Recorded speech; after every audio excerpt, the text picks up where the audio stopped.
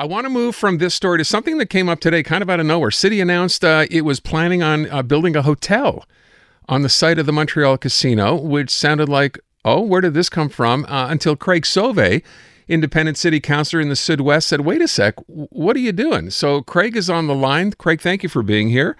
Thank you so much for having me, Aaron. I want to try to understand what happened because Valerie Plante, after you raised this as an issue, said, well, wait, actually, let's go ahead and play the Valerie Plante clip, Brian. There is no way that a hotel would be built on public spaces that the City of Montreal owns.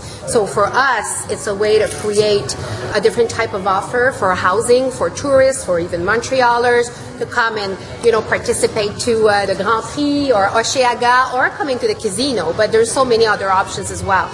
Okay. So she says, well, it's not the city making this decision. It's land already owned by the government. By the provincial government. Does this jibe? Well, it is indeed a Lotto Quebec project. It's not a City of Montreal project. Where I think the City of Montreal has a responsibility is with regards to zoning. Now, clearly, Lotto Quebec owns the land, but that's the case for any private owner of land that wants to do a project, condominiums, housing, you name it.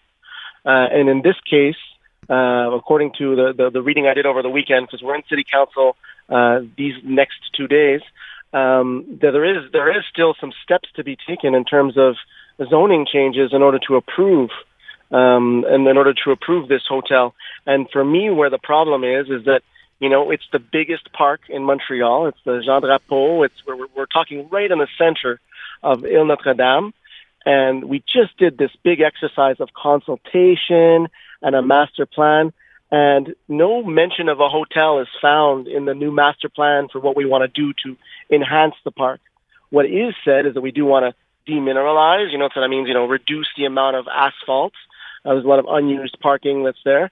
We want to sort of consolidate the sort of green spaces and blue spaces, keep it very accessible for the population, make sure it remains free and accessible because, if it's a hotel, obviously, and it's going to be a luxury hotel, all Montrealers won't necessarily have access to this space. So that's where my problem is with this project. I really think it's a commodification or a privatization of space that should be sort of offered more to the entire population of Montreal. So you mentioned about public consultation. Of course, my knee-jerk reaction is, so what? They don't mean anything anyway. We conduct them. They give us one result, and the administration looks at it and goes, yeah, well, thanks, but we're going to do what we want anyway. So what does this need to go through in order to happen, Craig?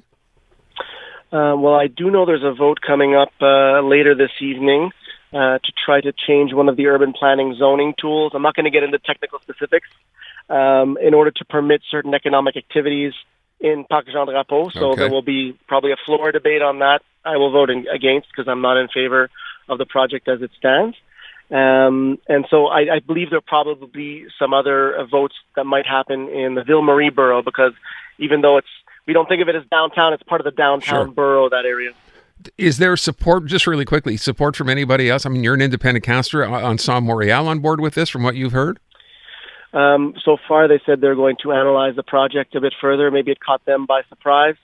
I've been talking to activists around Parc Jean Drapeau for years, and there was talk of a potential, luxury hotel connected to the casino for some time.